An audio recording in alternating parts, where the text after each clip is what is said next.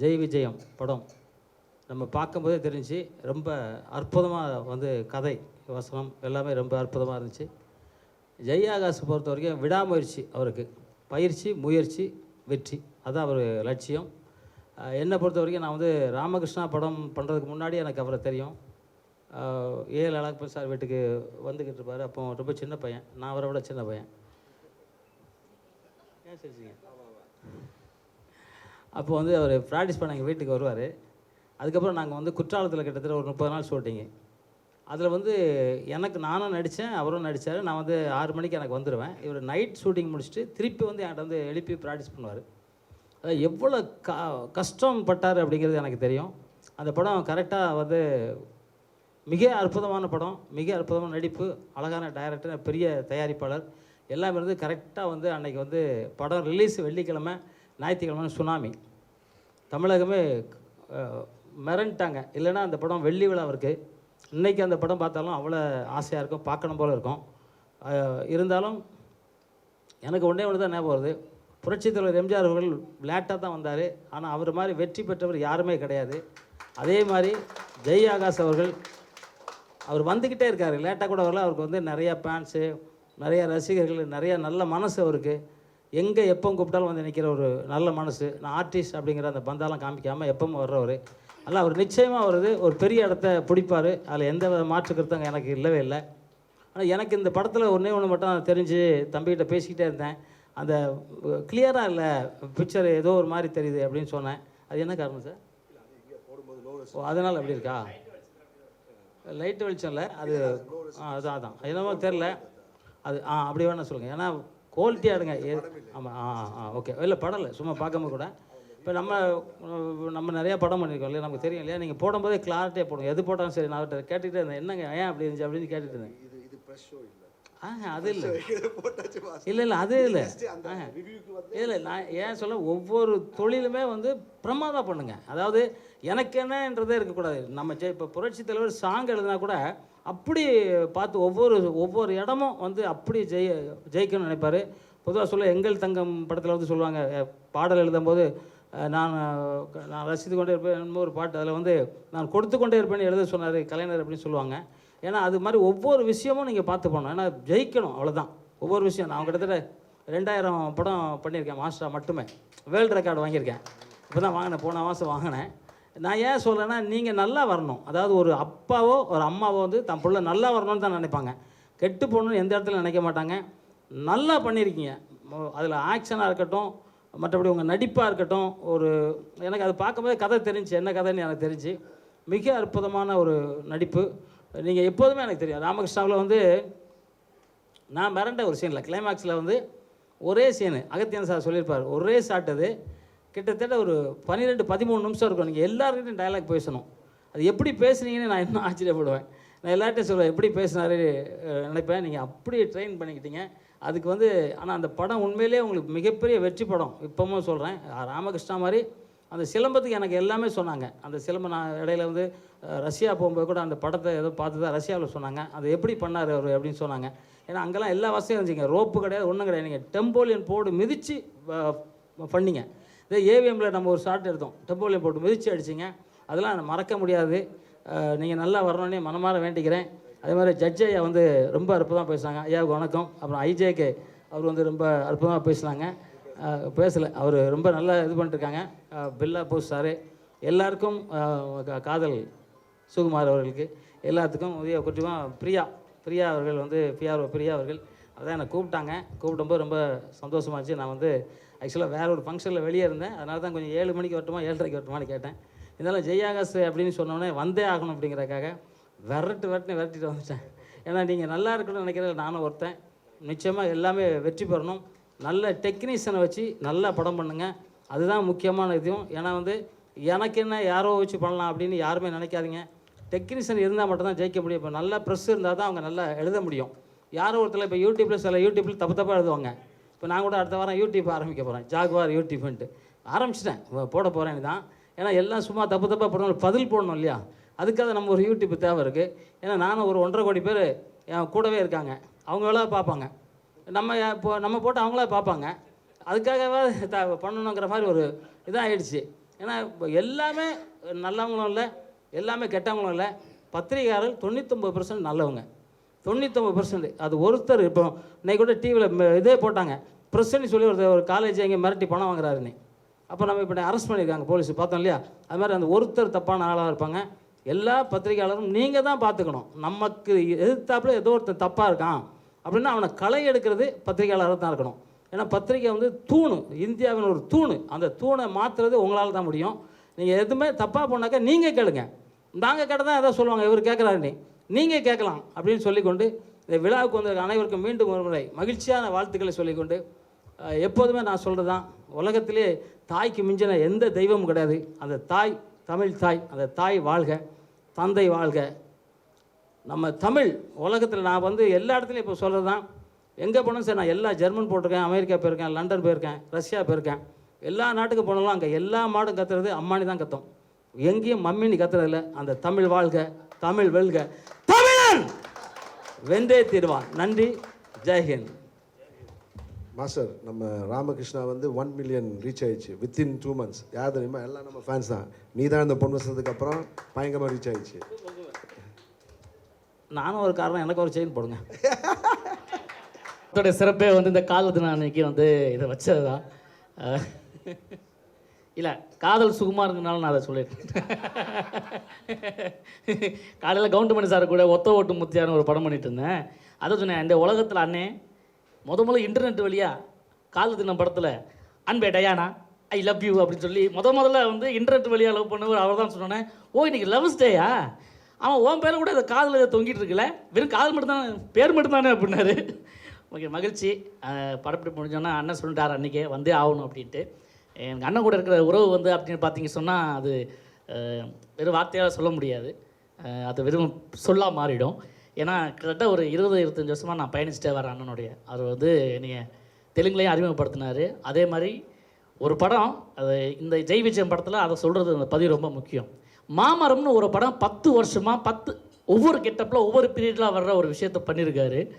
அது வந்து ஒரு மிகப்பெரிய, எப்போவுமே வித்தியாசமாக ட்ரை பண்ணக்கூடியவர். அதே மாதிரி ஒரு சிங்கிள் ஷாட்டில் ஃப்ரெண்ட்ஷிப் மூவின்னு ஒரு படத்தை எடுத்து முடித்தார். எடுத்து ரிலீஸ் பண்ண போது பார்த்திபன் சாரோடைய ஒரு படம் ஒன்று வந்ததுனால உடனே அதை அதுவும் நம்ம ஆப்பில் ரிலீஸ் பண்ணியிருக்கலண்ணே, ரிலீஸ் பண்ண போகிறோம். அந்த ஃப்ரெண்ட்ஷிப்னு ஒரு படம் மிக பிரமாதமாக அதை வந்து ட்ரை பண்ணியிருப்பார்.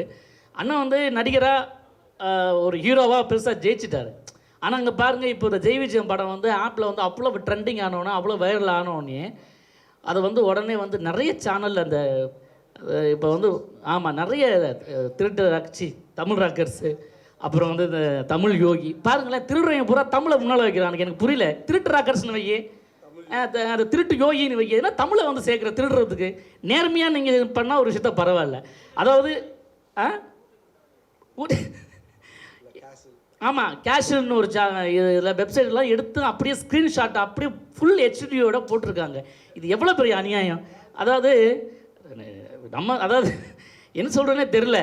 ஒரு நான் எல்லாத்துக்கும் சத்தியமாக ஒன்று கேட்டுக்கிறேன், கொஞ்ச நாளாவது அந்த படத்தை மக்கள் வந்து டவுன்லோட் பண்ணி பார்க்கட்டும், நம்ம அதுலேயாவது கொஞ்சம் லாபம் வரட்டுமே. தேட்டர்லேயே பண்ண முடியலன்னு சொல்லி தானே நாங்கள் வந்து ஆப்பில் விடுறோம், அதுக்கும் ஆப்பு வச்சா இப்படி. எனக்கு அதுதான் வருத்தம். அண்ணன் சொல்லும்போது எனக்கு ரொம்ப கஷ்டமாக இருந்துச்சு. கிட்டத்தட்ட எவ்வளோ பேருக்கு வந்து அதில் நன்மை கிடைக்கும். அதான் அண்ணா சொன்ன ஒரே வார்த்தை தான், நல்ல படம் நல்ல கண்டென்ட்டோட கொடுத்தா பட்ஜெட்லாம் தேவையே கிடையாது. மார்க்கெட் உள்ள வச்சு படம் பண்ணால் உடனே மார்க்கெட்டில் போய்டுமா, தியேட்டர் கிடச்சுமா?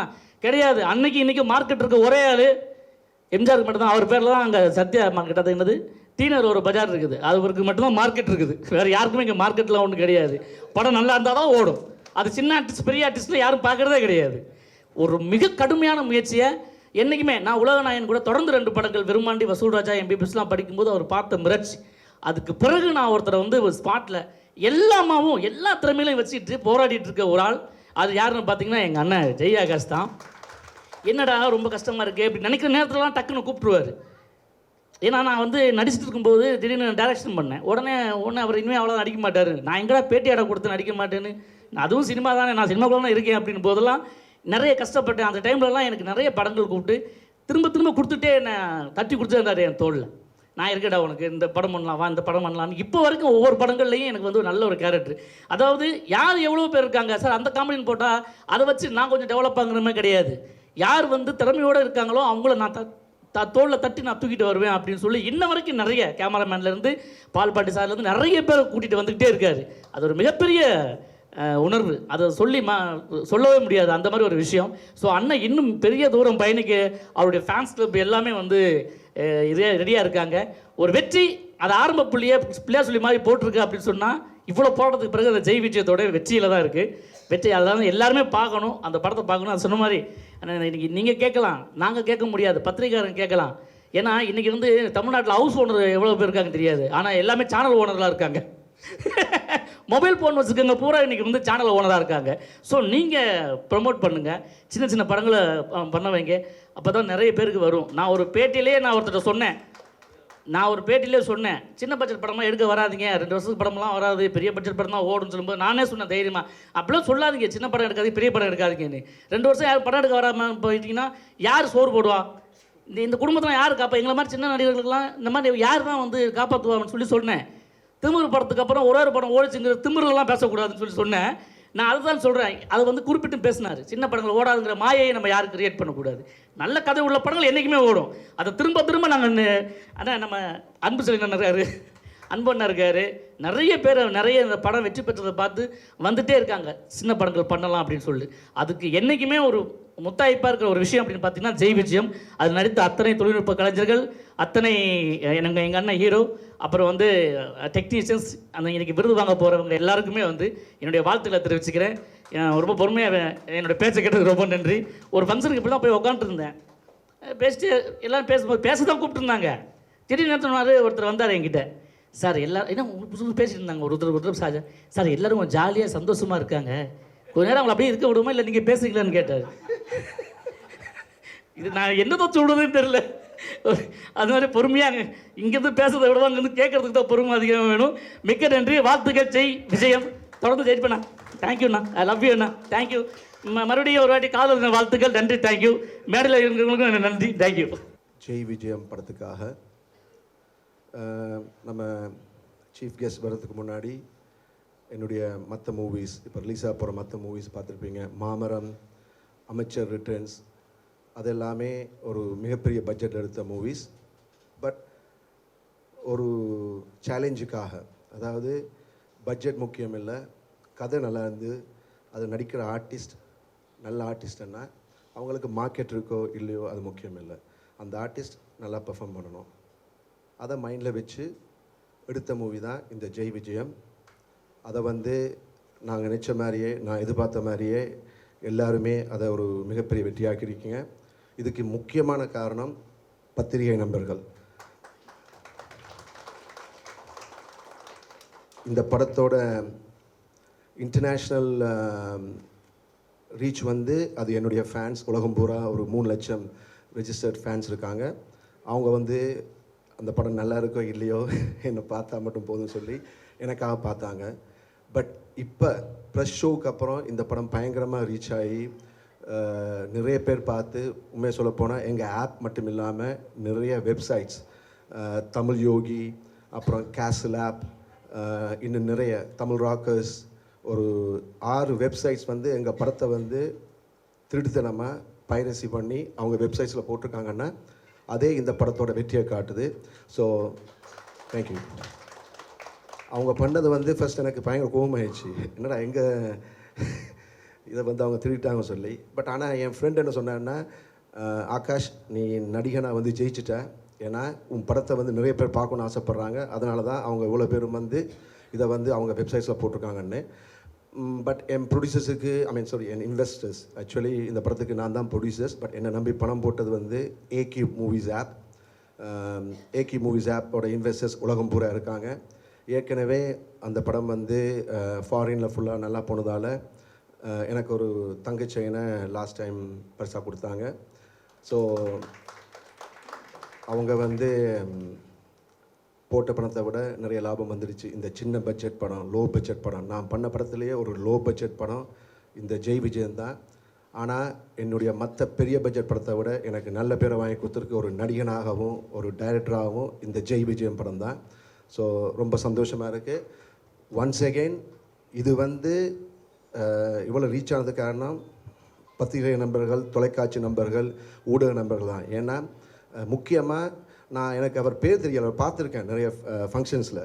அவர் இப்போ எங்கே இருக்கான்னு தெரியலை, ஜெயச்சந்திரன் சொல்லி ஒரு அதாவது ஃபஸ்ட்டு இந்த ப்ரெஸ் ஷோ முடிஞ்ச உடனே ஃபஸ்ட் ஒரு ரிவ்யூ எனக்கு பிஆர் அனுப்பியிருந்தார், ட்ரெண்டிங் சினிமா நவ் ஒன்று.